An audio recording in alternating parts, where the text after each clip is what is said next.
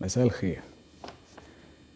الأهلي يقدم أسوأ مبارياته في الموسم بالتعادل مع الداخلية 1-1.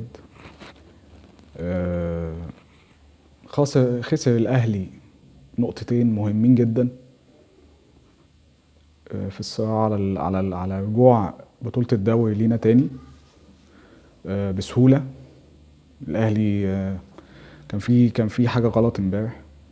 اللعيبة تايهة، اللعيبة مش عارفة هي عايزة ايه من الماتش. حاجات كتير. آه، مش عارف يعني الواحد. طبعا الماتش ده كان في الجولة ال20 من مسابقة الدوري. احنا متأجل لنا مطوشة طبعا بسبب كأس العالم وبسبب أفريقيا. بغض النظر عن العك اللي حصل في الماتش امبارح، كانش فيه كورة أصلا بتتلعب. الشوط الأول أنت مش موجود بمعنى الكلمة خالص. في حاجة مش طبيعية في الملعب. اللعيبة حاسة إن هي مش موجودة. ما بغض النظر عن العك اللي حصل امبارح، إن أصلا ما كانش فيه كورة بتتلعب، ولا شوط أول ولا شوط تاني. خلينا يعني ندردش مع بعض في شوية إحصائيات قبل ما نخش في أساس الماتش واللي حصل وطريقة اللعب والكلام ده كله يعني. مع الأهلي بدأ. طبعا انتوا يعني اتفرجتوا معانا على الماتش. الأهلي بدأ بالشناوي، ربيعة، ياسر إبراهيم، حمدي فتحي، مروان عطية. تمام. محمد هاني يمين، محمد أشرف شمال. طبعا ده كان لازم، بغض النظر ان محمد اشرف طبعا مش هيدي نفس مستوى علي معلول اللي الناس مستنياه. علي معلول في حتة تانية، بس علي معلول عايز يرتاح. وبان قوي علي معلول لما نزل، بان ان الفرق شاسع بين علي معلول واي حد يلعب مكانه. انما ده طبيعي ان انت لازم تخلي اللعيب ياخد نفسه شويه. تمام. طبعا نص الملعب احنا قلنا حمدي فتحي ومروان عطيه. تمام. حصل تعديل بعد كده، بس خلينا في التشكيل الاساسي. بيرسي تاو واحمد قندوسي عمل مباراه كويسه، بس لسه ما خدش الثقه في نفسه. عايز لسه ماتشات وعايز لعب، ويخش في الجيم اكتر من كده، ويخش في تركيبه الفرق اكتر من كده. طبعا طاهر يمين او شمال على حسب هو بيرسي تاو كانوا بيبدلوا مع بعض، وكهربا كان راس حرب. تشكيلة الداخلية: عماد السيد، كمال ابو الفتوح، احمد السيد، عبد النبي، كليتشي، عبد العزيز السيد، سمير فكري، الان كامبادي، مصطفى فوزي، علي محمد احمد، كريم يحيى، واحمد عادل. خلينا يعني الشوط الاول بدأ بداية هادية جدا من الفرقتين. ما كانش فيه حاجة تذكر. ده بالعكس، كان ممكن الداخلية كانت بتحاول عن النادي الأهلي. نص الملعب هو اللي كان فيه اللعب كتير.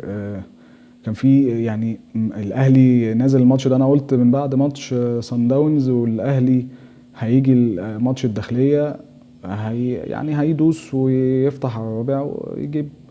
يعني يحاول ان هو يرجع الثقة في نفسه، في لعيبته، في جماهيره تاني. انما البداية كانتش متوقعة خالص. لقيناها بداية هادية خالص. مفيش فكر، مفيش اسلوب لعب، مفيش رغبة في الفوز من النادي الاهلي. اللعب كله محصور في نص الملعب. اللعيبة بساطها غلط كتير. كان في حالة من التشتيت الذهني والعصبي للعيبة، مش عارف ليه. يعني حاجة كان عليها علامة استفهام كبيرة. بس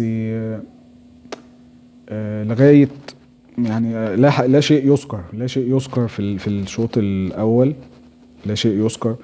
ده بالعكس، ده كان الهجمات المرتدة على الشناوي هي اللي كانت عاملة خطورة على النادي الأهلي. يعني النادي الأهلي يعتبر ما جاش الشوط الأول خالص. شوط للنسيان في كل حاجة، تكتيكيا، فنيا، ذهنيا، في الملعب. اللعيبة كانت تايهة أصلا، مش مركزة. كله يعني. في حاجات كتير جدا كانت غلط في بدايه المباراه، ومش هقول التشكيل كان هو السبب، عشان التشكيل ده الناس دي لعبت مع بعض كتير. اذا كان الدفاع، اذا كان ممكن نص الملعب اللي ممكن يبقى فيه اختلاف شويه، ممكن واحد يقول لك طب ما اول مره يلعب حمدي جنب مروان جنب قندوسي، ممكن الحته دي كانت فرقت معانا شويه. بس برضه انا مش هعيب على النقطه دي اكتر، عشان انا مش هرجع الموضوع للمدرب. ما انت هتقولي طب ما انت كده المدير الفني هو السبب في تعادل الاهلي والداخليه امبارح. لا ابدا، اللعيبه لها دور كبير في الملعب. اللعيبه كانت تايهه في الشوط الاول، ضيعت منك 45 دقيقه في الهوا، مفيش نتيجه، مفيش اداء، مفيش اي حاجه خالص، مفيش فكر، مفيش جمله، مفيش. اما بدانا الشوط الثاني، ودي كانت جديده على مارسيل كولر، ان هو يطلع 3 لعيبه ما بين الشوطين يعتبر تغيير. ديانج نزل مكان مروان عطيه، قفشه. ديانج مكان مروان عطيه، محمد شريف بدل بيرسي تاو، اللي برضه عليه علامه استفهام كبيره. بيرسي تاو ده احنا جايبين لعيبه، احنا بنغذيها وبنعلفها هنا في مصر وخلاص. احنا ما فيش اداء بيطلع من بيرسي تاو. يعني لما كان بنتفرج عليه اذا كان في سان داونز او في الفرقه اللي جالنا منها، الفرقه اللي في الدوري الانجليزي، ده مش بيرسي تاو، مش مديك حتى يعني نص ايه، مش مديك اي حاجه من مستواه. تمام، مفيش. وعلي معلول طبعا بدل محمد اشرف، بدأ الملعب يتظبط شويه، بدأ الملعب يمسك نفسه شويه. خلاص انت نزلت، حاولت ان انت مثلا تعوض اللعيبه اللي وقعت منك في الشوط الاول. عملت التغيير ديانج مكان مروان عطيه، مع ان مروان عطيه مش وحش عشان ما نجيش عليه قوي، بس ممكن يكون لسه ما دخلش في الفرقه، او يمكن ما يكونش في حالته في ماتش الداخليه. تيجي على محمد اشرف، كان طبيعي يطلع علي معلول عشان تبدا ان انت تشتغل تاني، وتبدا ان انت تدور المكنه تاني بتاعت النادي الاهلي وبتاعت هجوم النادي الاهلي. ومحمد شريف بدل بيرسي تاو، ده تغيير طبيعي. مع ان محمد شريف برضو يعني، هو انت بتطلع مين وبتنزل مين؟ هو احنا مشكلتنا ان احنا ما عندكش قماشه دلوقتي ان انت تبدا تلعب فيها. الهجوم بتاعك كله واقع، يعني بيرسي تاو واقع، محمد شريف واقع. شادي حسين خدت انت منه الثقه، ما بقاش عنده ثقه في نفسه، بقى ينزل يخبط. شادي حسين جايله كوره قدام الجون في الشوط الثاني بعد التعادل، جون. ما يعني جون، ما فيهاش كلام. ده اللعيب وهو مغمض يحطها جون. انما خلاص هو الثقه اتسحبت منه، فطبيعي اللي هو بيعمله، هو بينزل يخبط اصلا، بينزل يعني يأدي واجب وخلاص، ما عندوش الثقه دي تاني يعني. طبعا محمد شريف يعني بسم الله ما شاء الله عليه يعني. برضه نفس الكلام اللعيبه، هو نفس الكلام اللي بيتقال عليه هو بيتقال على شادي حسين. محمد شريف من ساعه يعني بقاله فتره طويله، وبعد كده رجع في ماتش الزمالك، جاب جونين ونام عليهم تاني. فما يعني في حاجه غلط في اللعيبه مش حاسه بالمسؤوليه، اللعيبه مش عايزه تفوق نفسها. اللعيب يعني في دور على اللعيب. ما هو المدير الفني مش هيعمل كل حاجه، يعني مارسيل كولر هيعمل ايه يعني؟ هينزل يجيب اجوان؟ ما هو بيوصلك للجون بطريقه لعب معينه، تيجي انت قدام الجون بتطير نفسك في الهوا يعني. طب هيعمل ايه الراجل يعني؟ ماشي. يعني خلينا نتفق ان احنا كانت ماتش ولا اسوأ للنادي الاهلي بجمله المطوشه السيئه. طبعا زي ما قلنا وزي ما اتفقنا ان مارسيل كولر اول مره يغير في الدقيقه في ما بين الشوطين، ده اول مره يعملها يعني. تمام. بدأ اللعب، بدأ الملعب يتظبط تاني، بدأ اللعب يبان تاني.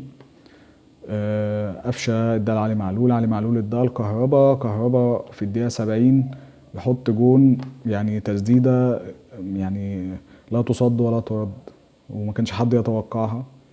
تمام، جون جميل جدا الصراحه يعني، من لعبه كويسه، وبدا ان الاهلي يشم نفسه تاني ويفوق ويقف على رجله تاني. بس اللي حصل بعد كده نقطه تحول كبيره جدا. يعني حمدي فتحي داخل انفراد، حصل عرقله، شك من جوه لا من بره. انا اول ما شفتها الصراحه، انا يعني من بدايه الفاول انا قلت دي فاول من بره، ما قلتش دي ضربه جزاء. واما رجع للفار اكدوا له ان هي من بره مش ضربه جزاء. وحالة طرد.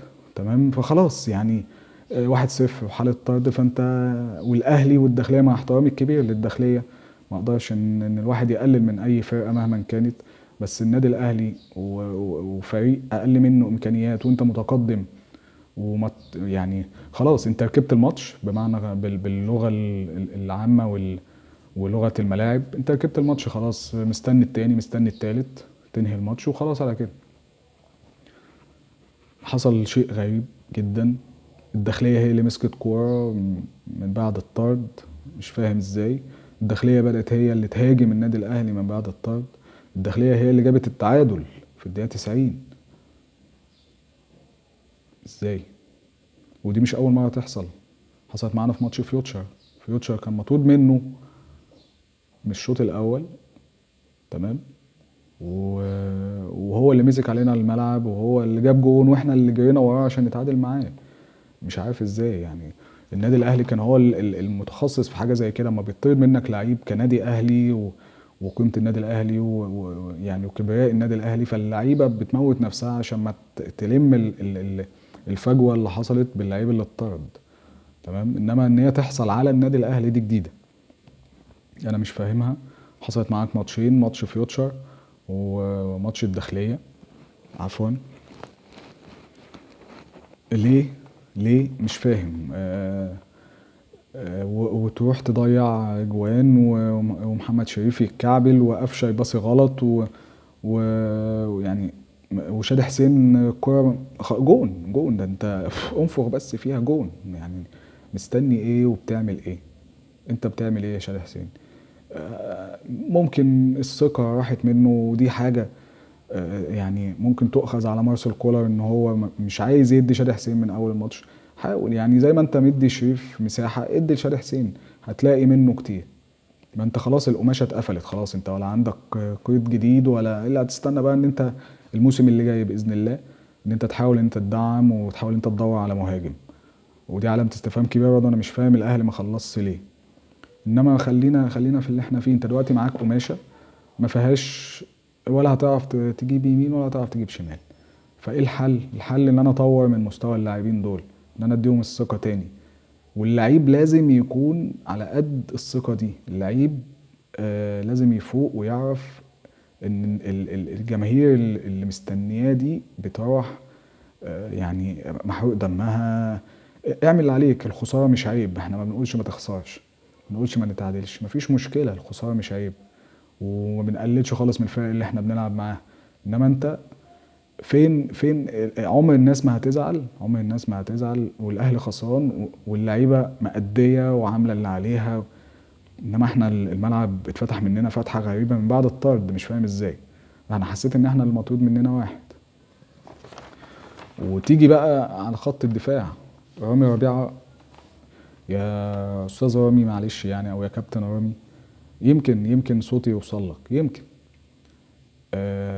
المفروض وانت صغير كنت بتخطأ اخطاء زي كده، والجماهير كانت بتغفر لك، وكنا بنقول انت واعد وطالع ولسه قدامك كتير وحاجات زي كده. انما انت دلوقتي لعبت مع الاهلي دوري ياما، لعبت مع الاهلي افريقيا كتير، لعبت كاس، رحت كاس العالم، فانت اكتسبت خبرات كبيرة.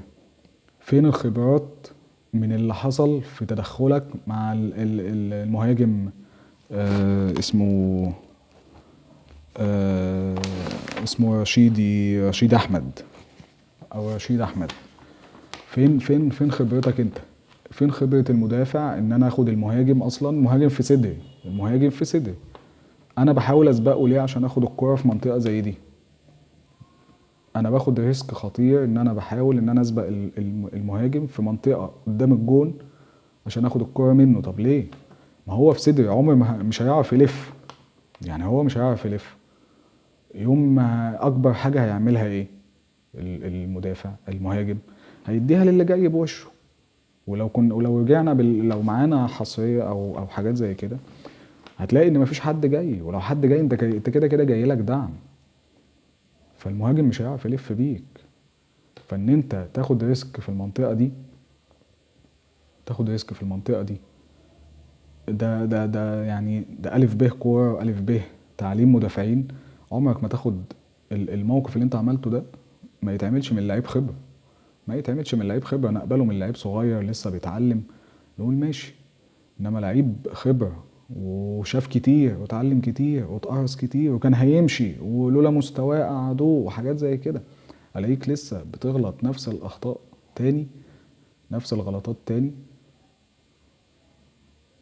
يعني يا ريت صوتي يوصل له، يا ريت يعني الواحد يتمنى شيء زي كده ان هو يعني الصوت يوصل له، او اللي حواليه يفهموه شيء زي كده، او المدير الفني يراجع معاه حاجه زي كده. انا متاكد ان المدير الفني يعني بتصريحات مارسيل كولر من بعد الماتش كانت تصريحات قويه جدا، قويه جدا. في ناس شايفاها ان ده بيلعب بالنار، يعني طلع كابتن ميدو في البرنامج بتاعه ان هو بيتكلم ان مارسيل كولر بيلعب بالنار وبيبيع لعيبته وحاجات زي كده. لا خالص، لا خالص. ما اصل انتوا كل الحساب بيوم ما بتيجي تحاسب المدير الفني. طب المدير الفني هينزل يعمل ايه في موقف زي ده؟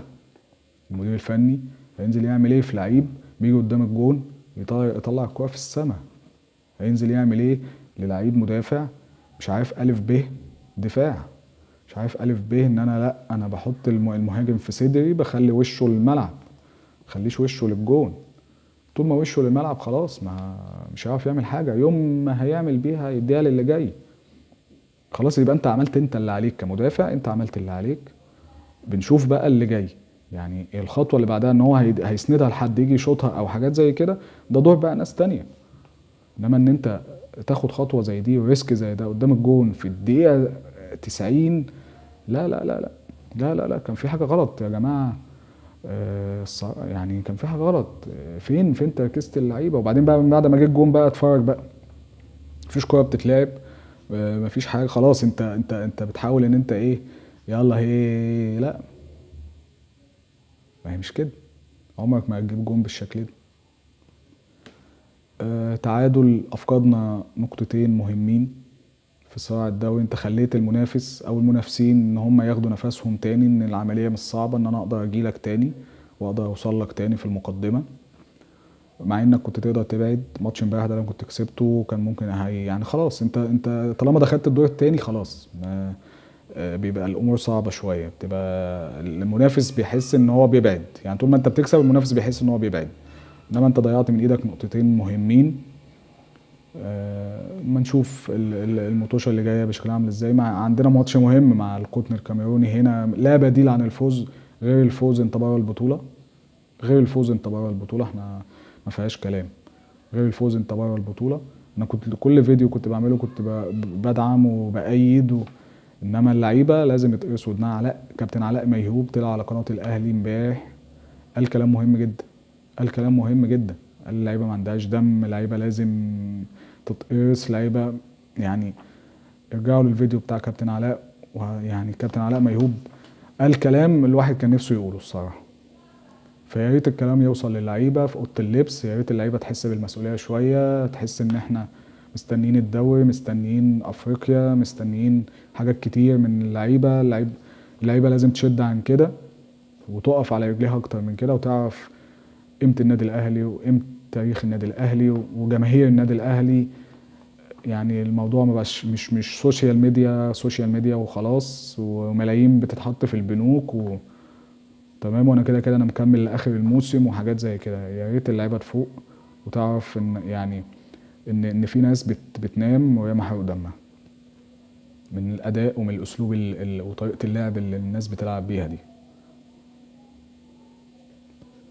نتقابل بعد ماتش القطن الكاميروني ان شاء الله.